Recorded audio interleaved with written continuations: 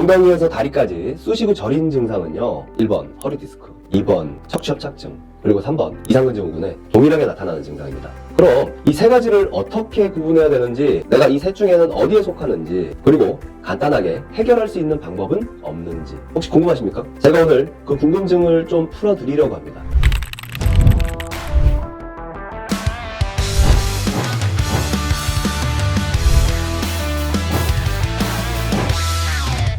엉덩이가 아파요. 밤에도 잠을 못 잘 정도로 불편하기도 하고요. 다리 옆이나 뒤까지 쑤시고 저리가 아픈 분들 많으시죠? 앉았다 일어나면 더 심하죠? 그리고 이렇게 심하게 저리기 전에는요, 그냥 종아리가 부은 것 같고 빵빵한 느낌만 있기도 하거든요. 일상생활이 힘드시죠? 지하철 타고 출퇴근할 때도 죽을 맛입니다. 심지어는요, 이게 처음이 아닌 경우도 많습니다. 가끔 컨디션이 안 좋으면요, 엉치가 뻐근하고 아프고 더 심해지면 다리가 저리기도 하고, 그래도 이러다가 사라지곤 했었는데요, 이번에는 더 심하게 몇 며칠 지속되는 겁니다. 근데 이런 경우 또 특징이 뭔지 아십니까? 엉덩이가 뻐근하고 아파가지고 엉덩이를요, 걸어다닐 때 주먹으로 팡팡 치세요. 이렇게 팍팍팍 치시는 겁니다. 하루에도 수십 명씩 이런 분들을 보게 됩니다. 이 얼마나 괴로운 일입니까? 많이 힘드시죠? 엑스레이를 찍어보면요, 척추 간격이 좀 좁아져 있다고 디스크입니다 이러기도 하죠. 또 아닌 것 같아서 검색을 하다 보면요, 이상근 증후군이란 말도 나오고요. 도대체 뭐가 맞는지 잘 모르겠다 하시는 분들 많이 계실 겁니다. 바로 이런 엉덩이에서 다리까지 쑤시고 저린 증상은요, 1번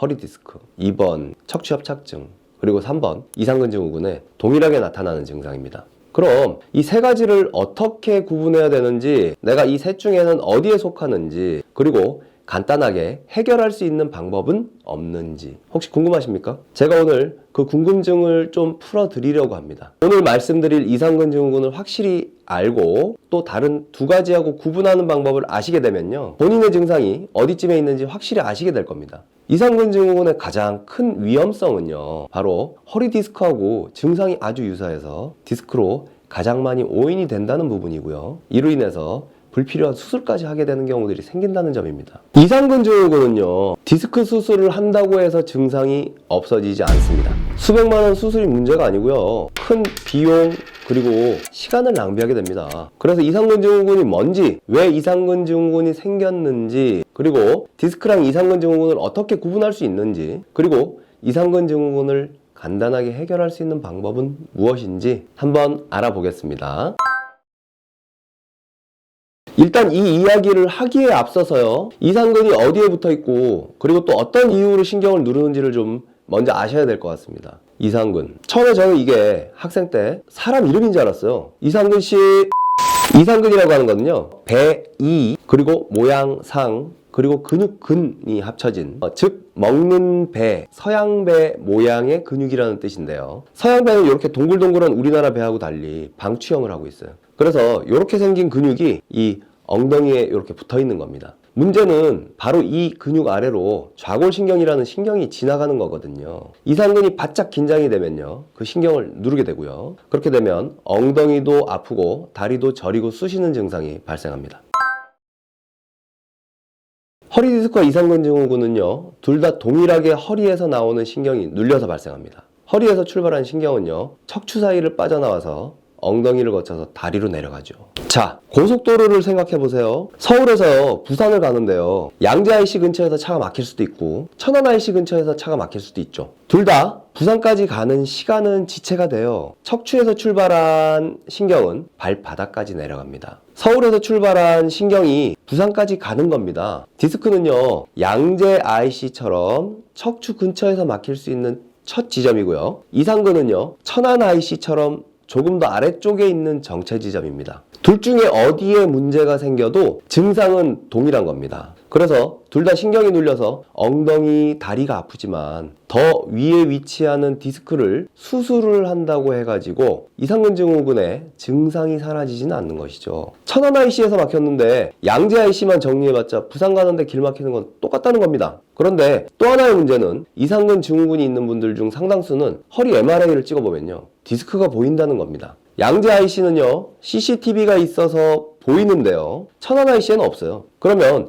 양재 IC CCTV를 봤더니 좀 정체가 있긴 있어. 그러면 지정체의 근본 원인을 양재 IC로 보게 된다는 것이죠. 문제는 천안 IC에는 CCTV가 없는 게 문제인데요. 이상근이 긴장도가 높아서 신경을 누르는 것은 MRI, 엑스레이, CT로는 볼 수가 없습니다. 그럼 어떻게 해야 될까요? 헬기 타고 천안 IC 직접 가봐야죠 뭐. 그래서 디스크 증상이 있는 분들에게서 MRI 같은 영상 진단만큼 중요한 것이 직접적으로 의심되는 곳들을 눌러보는 압진 검사입니다. 사실 모니터 속의 검사 결과도 중요하지만요. 지금 이런 경우처럼 영상 진단으로 다 보이지 않는 부분들이 있거든요. 그때는 환자의 몸 자체를 직접 체크하고 꼼꼼히 증상들을 들어봐야 됩니다. 천안 IC에는 안 가보고 CCTV만 보이는 양재 IC에만 책임을 모두 돌리면 오류가 생길 수 있는 것입니다. 이상근 증후군은 허리 디스크와 증상은 동일하지만 몇 가지 차이가 있습니다. 그건 저림 증상은 주로 엉덩이부터 시작되어 다리 아래로 내려간다는 것이고요. 요통은 없는 경우가 많습니다. 이상근은 좌골신경이라는 신경만 누를 수 있기 때문에요. 허벅지 뒷면만 저려요.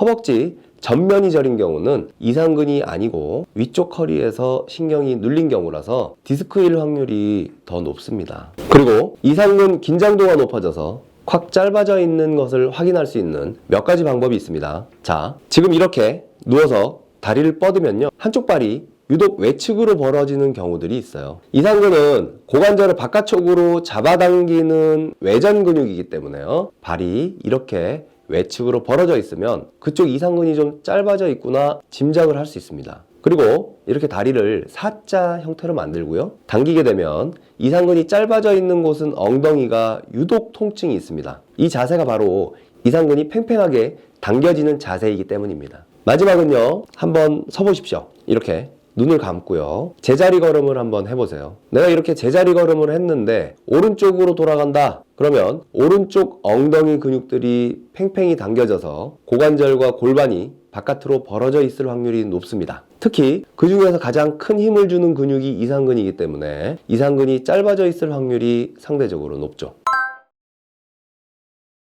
그러면 이런 이상근 증후군 도대체 왜 오는 겁니까? 많이 궁금하시죠? 혹시 지금 이 영상 앉아서 시청하고 계십니까? 지금 꼬고 계시는 바로 그 다리 푸셔야 됩니다. 바로 골반을 틀어지게 하는 대표적인 자세가 다리 꼬기이기 때문입니다. 이뿐만 아니라 우리는 자식 생활을 많이 하기도 하죠. 특히 양반 다리를 오래 하고 앉아있는 것도요. 이상근에 악영향을 줄 수 있습니다. 그리고 여성들이 다소곳이 앉는다고 무릎을 접고 한쪽으로 살포시 앉아있는 경우들 많으신데요. 이런 자세 모두 이상근에는 악영향을 주고 있습니다. 많은 문제들이 역시 이 자세에서 출발한다는 사실 반드시 알아두시면 좋겠습니다.